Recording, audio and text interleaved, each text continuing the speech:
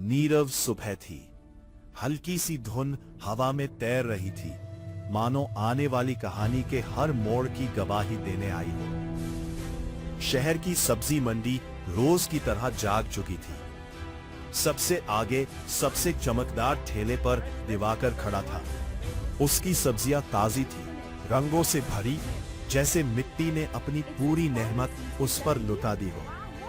ग्राहक बिना झिझक उसी के पास रुकते, मोल भाव करते और खुश होकर थैले भर ले जाते। कोई 50 रुपए में पपीता मांगता, कोई 100 का नोट थमाकर मुस्कुराता।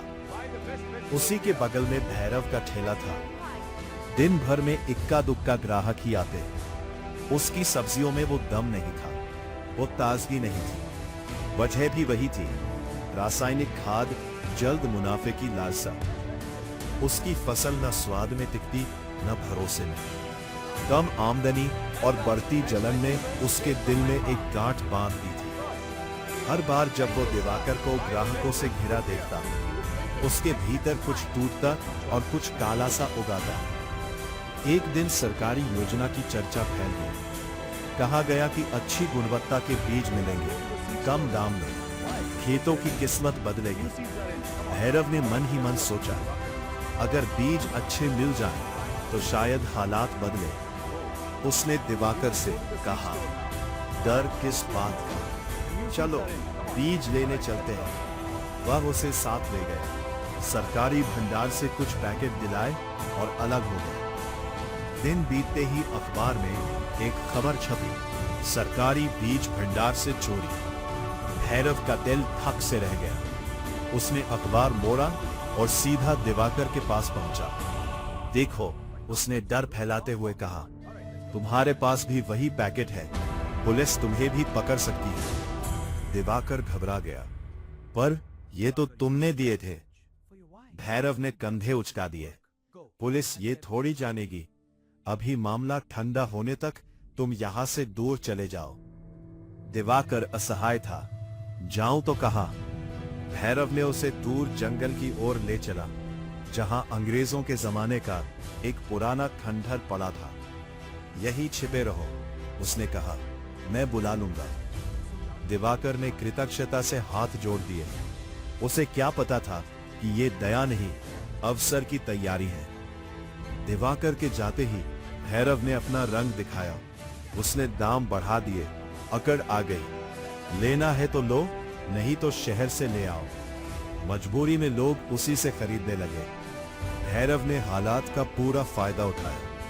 उसी जंगल में, उसी खंडहर की छाया में किस्मत एक और खेल खेलने वाली थी। बड़े सुनार की दुकान से चोरी हुई। चोर भागते भागते जंगल पहुंचे और उसी खंडहर के पास रुके। उन्होंने सोचा, यहां कोई नहीं आएगा, सबूत भी नहीं मिलेगा। वे सोने की ईंटें छिपाकर लौट गए। कुछ दिन बाद भैरव दिवाकर को देखने जंगल पहुंचा। खंडहर में आवाज दी। दिवाकर कमजोर हो चुका था। भैरव ने भीतर ही भीतर सोचा, अगर ये यही मर गया तो मेरा ही फायदा। तभी अचानक एक चमक गिरी। जमीन पर पड़ी ईंट सोने की थी। भैरव की आंखों में लालच की चमक दौड़ गई। उसने ईंट उठाई, फिर दूसरी, फिर तीसरी। दिवाकर ने पूछा, क्या हुआ? भैरव ने बात टाल दी और कहा, अच्छी खबर है, पुलिस ने चोर पकड़ लिए, तुम घर जा सकते हो। दिवाकर खुशी खुशी लौट गया। भैरव वही पागल सा हो गया।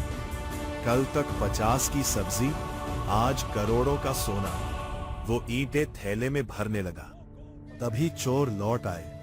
बहस हुई, हाथापाई हुई। उसी वक्त उधर से गुजरती पुलिस ने सब देख लिया। इंस्पेक्टर ने सख्ती से पूछा, सच सामने आ गया।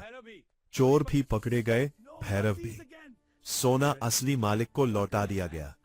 खंडहर फिर से खामोश हो गया, पर एक सीख छोड़ गया। दूसरी ओर दिवाकर ने मेहनत का रास्ता चुना। ईमानदारी से खेत संभाले, ताजी सब्जियां उगाई और चैन की जिंदगी जीने लगा।